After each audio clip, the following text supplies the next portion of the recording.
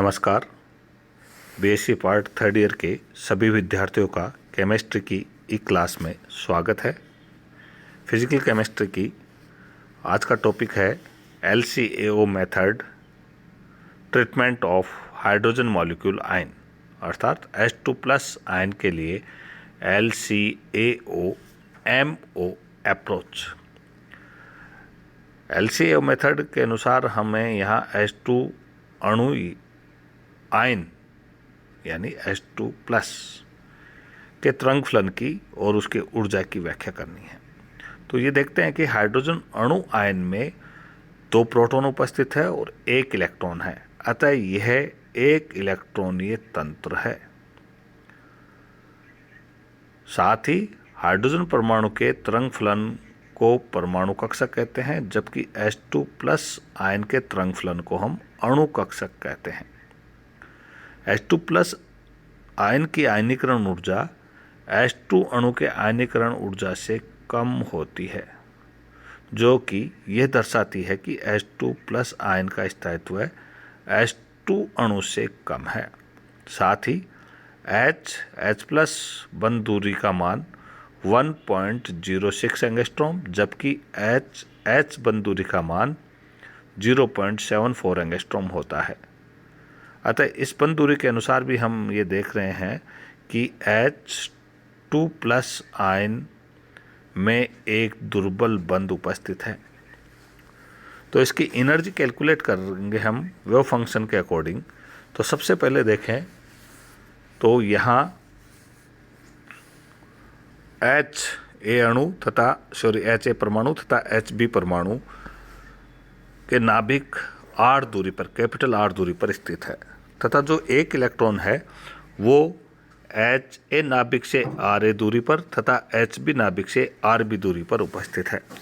ऐसी स्थिति में H2+ आयन का जो तरंग फलन है साई, वो इक्वेशन फर्स्ट से ज्ञात करते हैं और साई बराबर A1 1SA plus A2 1SB। SA और SB कक्षक को दर्शा रहे हैं, जहाँ 1SA बराबर 1/√π e⁻⁻RA, 1SB बराबर 1/√π e⁻⁻RB है। अतः यहाँ देखें तो ऊर्जा को हम समीकरण 2 से ज्ञात करते हैं। समीकरण 2 से, समीकरण 2 के अनुसार देखें तो समीकरण 2 से हमें ये ऊर्जा प्राप्त हो रही है। इसके बराबर है E बराबर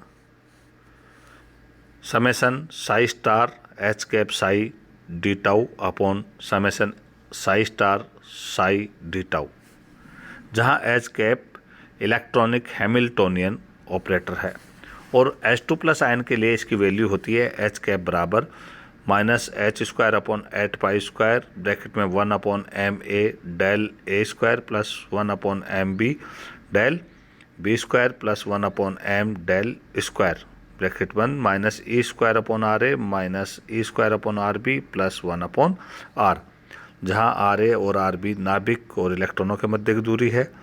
A और B दोनों नाभिक हैं।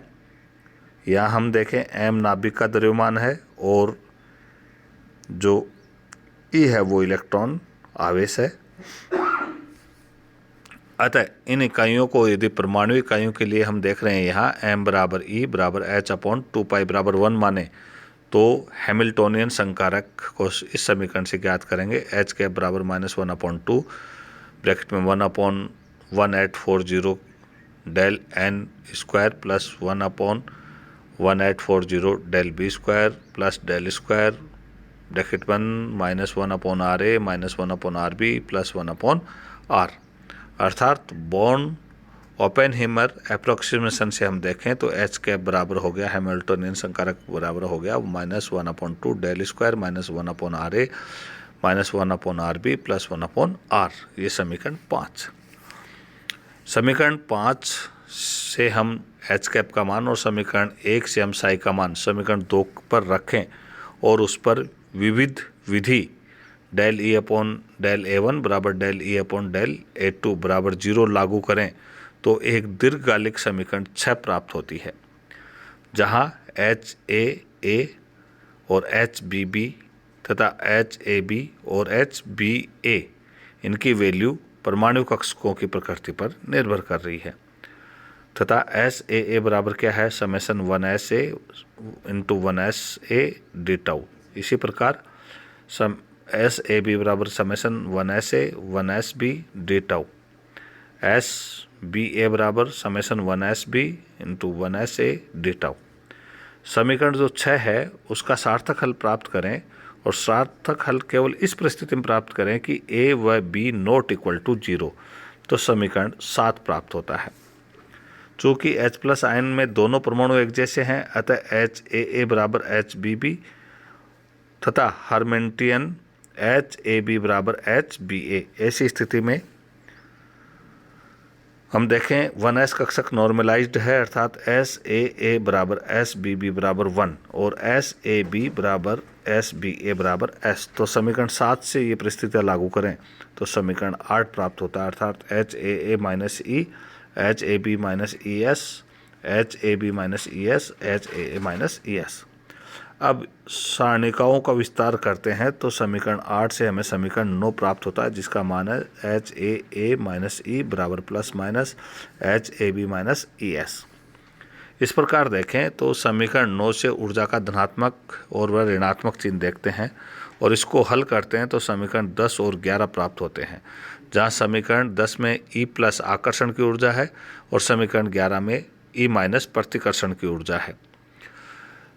हैमिल्टोनियन समीकरण 11 से वह HA व HB के निम्न मान प्राप्त होते हैं, अर्थात HA बराबर EH minus J plus 1/R और समीकरण 13 से हम HAB हैमिल्टोनियन संकारक है उसका मान ज्ञात कर सकते हैं। उसकी वैल्यू होती है EH into S minus K plus S/R। यहाँ जो K है वो अंतर परिवर्तन ऊर्जा जो कि इलेक्ट्रॉन के दोनों नाभिक HA व HB के मध्य स्थित परिवर्तन से उत्पन्न होते हैं तथा J है वो इलेक्ट्रॉन व नाभिक के मध्य का कुलाम्बिक आकर्षण है। J जो है वो तो इलेक्ट्रॉन नाभिक के मध्य का कुलाम्बिक आकर्षण बल है और K क्या है, इलेक्ट्रॉन के दोनों नाभिक A और B के मध्य की स्थिति परिवर्तन से उत्पन्न अंतर परिवर्तन ऊर्जा है। ऐसी स्थिति में हम देखें HAA व HAB के मान समीकरण E प्लस व E माइनस में रखकर पुनर्विन्यासित करते हैं तो समीकरण 14 और 15 प्राप्त होता है। R के विभिन्न मानों के लिए J के S के मानों का परिकलन करके उसकी सहायता से हम E प्लस माइनस की गणना कर लेते हैं और एक ग्राफ प्राप्त हो रहा है। ये E प्लस के लिए ग्राफ है और ये E माइनस के लिए ग्राफ है, ये प्लस का। तो अब निष्कर्ष से निकल रहा है यहाँ कि R के किसी भी मान के लिए E प्लस का मान E माइनस से कम है, ग्राफ के अनुसार देखें। सेकंड देखें, R के एक निश्चित मान के बाद E प्लस का मान ऋणात्मक हो जाता है, अर्थात EH से कम होता है। थर्ड देखें, R के बढ़ने पर E माइनस का मान लगातार घट रहा है, आरेख में देख रहे हैं, लेकिन EH से यह सदैव अधिक होता है। फोर्थ, इससे कॉन्क्लूजन निकला है कि निम्नतम की स्थिति H2 प्लस की बंद दूरी को प्रदर्शित कर रही है। ये इस प्रकार फिफ्थ है कॉन्क्लूजन, इससे E प्लस को ES या E1 के द्वारा भी प्रदर्शित करें और साथ ही ये सम्मित ऊर्जा स्तर है। इसी प्रकार EA या E2 द्वारा भी प्रदर्शित करते हैं किसको, E माइनस को, जो कि असम्मित ऊर्जा स्तर है। अतः दीर्घकालिक समीकरण में E के स्थान पर हम E प्लस या E माइनस रखकर H2 प्लस आयन के अणु कक्षक को प्राप्त कर सकते हैं। ऐसी स्थिति में H2 प्लस अणु के लिए psi plus equal to 1/√2 1 plus S into 1SA plus 1SB, ये तो आकर्षण की होगी। और प्रतिकर्षण के लिए क्या हो जाएगी, साई माइनस बराबर 1/√2 इंटू 1 माइनस S फिर into 1 minus SA minus 1SB। Electron घनत्व करें तो हम साई प्लस स्क्वायर या साई माइनस स्क्वायर देखते हैं और इस समीकरण से ज्ञात कर लेते हैं। ऐसी स्थिति में साई एच ए स्क्वायर व साई बी स्क्वायर गोलाकार इलेक्ट्रॉन अब्र को दर्शाते हैं, जबकि 2 साई ए साई बी पद नाभिक के चारों ओर अंडाकार इलेक्ट्रॉन अब्र को दर्शाते हैं। ये दोनों इस प्रकार हमें ग्राफ आरेख प्राप्त होते हैं ए, बी और सी। नेक्स्ट टॉपिक है physical feature of bonding and anti bonding molecular orbitals. Sai plus व साई माइनस अणु कक्षक की भौतिक तस्वीर को देखें तो एक विधि यह है कि अंतर्नाभिकीय अक्ष पर साई प्लस या साई माइनस को आरेखित किया जाए तो ऊपर हमें जो आरेख हैं ए और बी वो प्राप्त होते हैं।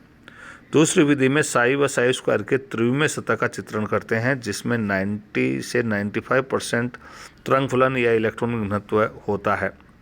विपरीत बंदी अणुकक्षक साई माइनस का लक्षण यह है कि इसमें एक नोडल बिंदु जो कि आरेख बी में दर्शा रहा है या एक नोडल तल होता है जहां इलेक्ट्रॉन घनत्व 0 है। नेक्स्ट है concept of sigma, sigma star, pi व पाई स्टार। हम देखें यहाँ तो जिस प्रकार परमाणु कक्षकों की आकृति, ऊर्जा आदि को हम एस पी डी एफ से प्रदर्शित करते हैं, उसी प्रकार बंदी अणु कक्षक की आकृति, ऊर्जा आदि की पहचान हम सिग्मा, पाई आदि ग्रीक अक्षरों के अनुसार करते हैं, जबकि विपरीत बंदी अणु कक्षकों को हम sigma star, pi star, del square आदि द्वारा करते हैं। यदि सीमित केंद्र है और आकर्षण है तो ये आरेख प्राप्त होता है, और यदि असीमित केंद्र है और प्रतिकर्षण है तो हमें ये आरेख प्राप्त होता है। पहले आरेख में देखें तो सिग्मा कक्षक सममित है, जबकि सिग्मा स्टार कक्षक असममित है या प्रतिसिमेट्रिक है, क्योंकि उस केंद्र से दूर जाने पर फलनों के चित्रण परिवर्तित हो जाते हैं। ऐसे अणुकक्षक जो सममित कक्षक या प्रतिलोमन केंद्र के सापेक्ष सममित स्थिति रखते हैं उन्हें हम गिराड कहते हैं, और असममित स्थिति रखते हैं उनको हम विषम या अनगिराड कहते हैं। ऐसी स्थिति में इन्हें सिग्मा स्टार यू व सिग्मा यू द्वारा दर्शाते हैं, जबकि गिराड में क्या करते हैं सिग्मा जी या सिग्मा स्टार जी। इस आधार पर हम देखें तो एस कक्षक और परमाणु बी का भी एस कक्षक है तो सिग्मा अणु कक्षक बनेगा, एस पी कक्षक है तो सिग्मा बनेगा, S D X square minus Y square या डी जेड स्क्वायर है तो सिग्मा बनेगा, पी कक्षक पी एक्स के साथ सिग्मा बनाएगा, पी वाई के साथ पाई बनाएगा, पी जेड के साथ पाई अणु कक्षक बनेगा, D X Y D P Y के साथ या पी जेड के साथ पाई बनाएगा, डी एक्स वाई पाई बनाएगा, डी जेड स्क्वायर सिग्मा बनाएगा, डी वाई जेड और डी वाई जेड डेल्टा बनाएगा। इस प्रकार हम यहाँ बंध की भी व्याख्या करते हैं। आज की क्लास में इतना ही। धन्यवाद। We meet tomorrow. Thank you.